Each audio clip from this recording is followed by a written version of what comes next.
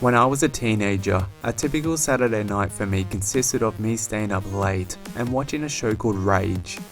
I'd have my blank VHS in the VCR and my thumb glued on the record button of the VCR controller, all in hopes to find a new heavy metal band to get into. I remember seeing Black Sabbath's Paranoid clips so many times, and I secretly liked the song. I say secretly, of course, well, I thought Black Sabbath was for old people.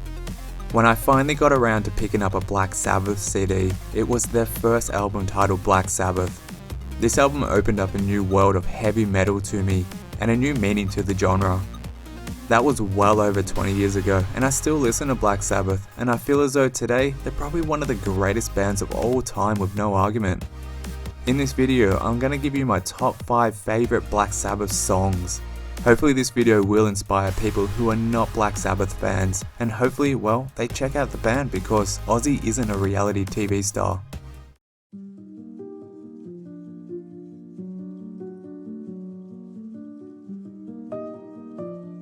You Won't Change Me. Black Sabbath's Technical Ecstasy album is a very different sound compared to the previous 6 Black Sabbath albums. This album parts way from Black Sabbath's signature doom heavy metal sound. The artwork for this album is pretty unique. This album is not one of my favourite Black Sabbath albums, but it is my favourite cover art for the band, second from Paranoid. My take on what's going on with the cover is, I always thought it was 2 robots on the escalator spitting on each other, one robot being modern and the other being an old model.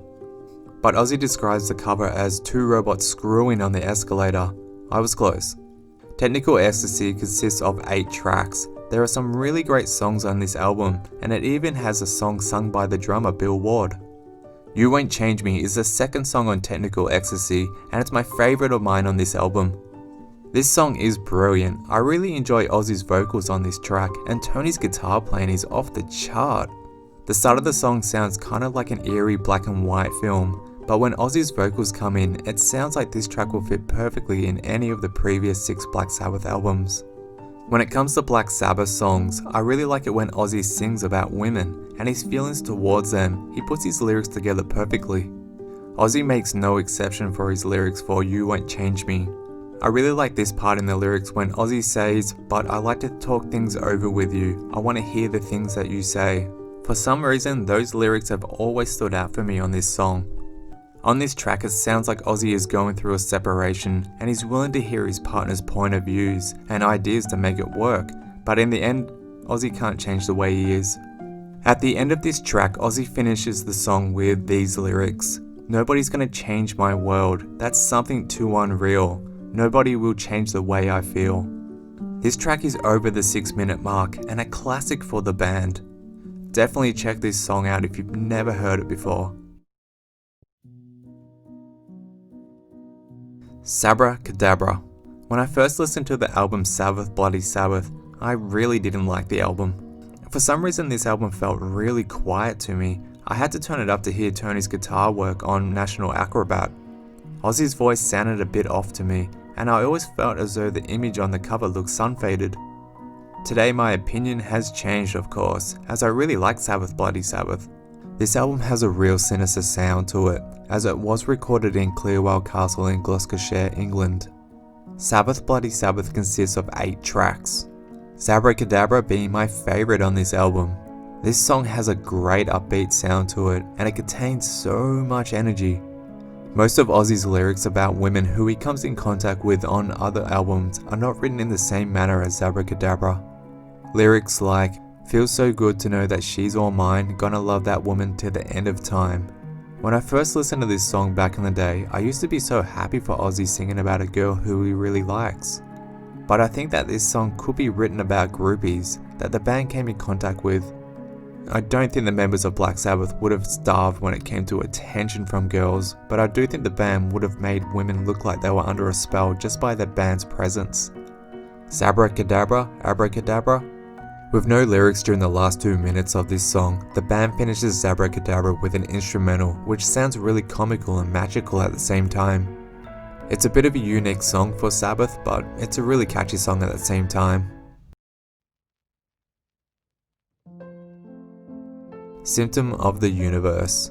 My favourite Black Sabbath album is Sabotage. Ozzy's vocals on this album are loud, and the band gives it all that they have got. The album is heavy and it has a very powerful sound for Black Sabbath. Sabotage was released in 1975, and the title was chosen because the band were being sued by their former management. The cover for this album is pretty creepy, and look how cool Ozzy is dressed. I love it. Sabotage has 8 songs, Symptom of the Universe being my favourite on this album. For the time, this song is pretty heavy and it's really ahead of its time. Tony and Geezer have created one hell of a riff throughout this song. Now to the lyrics of this song, these are next level. I have no idea where Ozzy's mind was while he's writing this song or what he was influenced by, but I love the lyrics. Mother Moon, she's calling me back to her silver womb. Father of creation takes me from my stolen tomb. The lyrics for Symptom of the Universe have a birth and love theme to it. Take my hand, my child of love, come step inside my tears. Swim the magic ocean I've been crying all these years. Are you kidding me? This is so well written. The solo in this song is so loud, it's almost like an alarm. I still remember the first time reading the lyrics for Symptom of the Universe and being so impressed by them. I'm still fascinated by them today. At the end of this song, it comes back down to earth with an almost Spanish-like sound to the track. Ozzy's lyrics at this point of the song is a complete different approach to the start of the song. Take my hand and we'll go riding through the sunshine of above. We'll find happiness together in the summer skies of love. This song is incredible on so many different levels. I can just imagine the inspiration that this song would have given people to pick up a guitar and start a band back in the day. I'm not going to question what the band were on when they were writing this song, I'm just going to appreciate it for what it is, and that is a great song. Supernaut. Released in 1972, Black Sabbath's 4th album titled Volume 4 is produced by themselves and with a small amount of drugs involved in the recording of this album. The artwork for this album features a monochrome photograph of Ozzy taken at a Black Sabbath concert in Birmingham Town Hall. Consisting of 10 tracks, Volume 4 is a great album from start to finish and a very experimental album. Tracks like FX and Changes are a different approach for Sabbath at the time, but Supernaut is my favourite track on this album. This is a Black Sabbath song that you show people who are unknown of the band Black Sabbath. With Tony's guitar riffs, Bill Ward's drumming, Geezer's bass playing and Ozzy's lyrics, the band pulled together and take Black Sabbath to a whole new level. Lyrics like I want to reach out and touch the sky, and ending with lyrics like don't try and reach me cause I tear up your mind, I've seen the future and I've left it behind. Ozzy's lyrics for Supernaut kinda sounds like someone who wants to be left alone. Supernaut, astronaut, it sounds like someone who wants to be left alone to experience life on his own, or it's about drugs. Much like Black Sabbath's song Symptom of the Universe, Supernaut has a drum break in this song that is really unexpected and it's very catchy. It's kinda hard to stand still while listening to this track. Supernaut is easily one of the best Black Sabbath songs and it's written so well by the band. Ozzy was heavily influenced by coke at this point of his career and same with the rest of the band. In Ozzy's autobiography titled I Am Ozzy, he claims he can still taste the coke while listening to Supernaut. This track got me so fascinated with Black Sabbath when I first listened to it. It got me thinking that Black Sabbath might be musical gods. If you haven't checked out Supernaut by Black Sabbath, pause this video, listen to Supernaut and come back for number 1.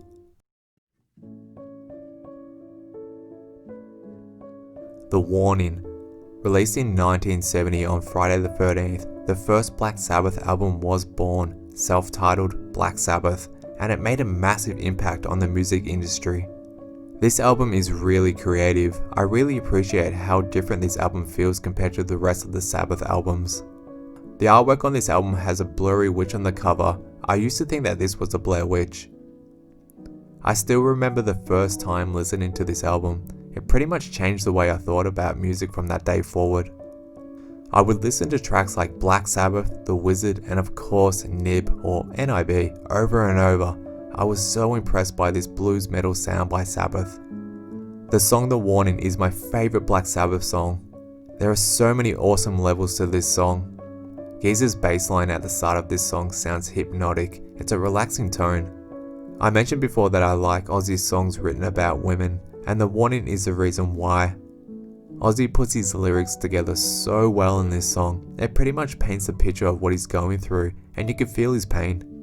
With lyrics like, I was looking in the sky when the sun turned all a blur, and the thunder clouds rolled by. The sea began to shiver, and the wind began to moan. It must have been a sign to leave you well alone. This song has a lot of emotion to it. Ozzy puts it all on the table with his heartbreak and his breakup with a woman. So let's talk about Tony's solo in The Warning. The solo is over 6 minutes and sounds kinda eerie. It has a live feeling to the song. While it is a guitar solo, it has a real blues sound to the solo, mixed with heavy metal. It blends together so nicely. When the guitar solo stops, Ozzy and the band come right back in with the rest of the song. It's like they're just on the side watching Tony's guitar solo. It's incredible and so creative. The Warning is quite a long song. The duration is over 10.5 minutes for this track, but while listening to this masterpiece, I wish it was longer. The most impressive thing about this album is that it was recorded in 12 hours, and Black Sabbath even had time to get the last rounds at a pub. Black Sabbath for me will always be one of my favorite bands ever, and just by listening to Black Sabbath, it opened up a whole new backlog of heavy metal bands to check out just by buying one of their records. I would have been 16 when I got into Black Sabbath, and I remember wearing a Sabbath shirt wherever I went.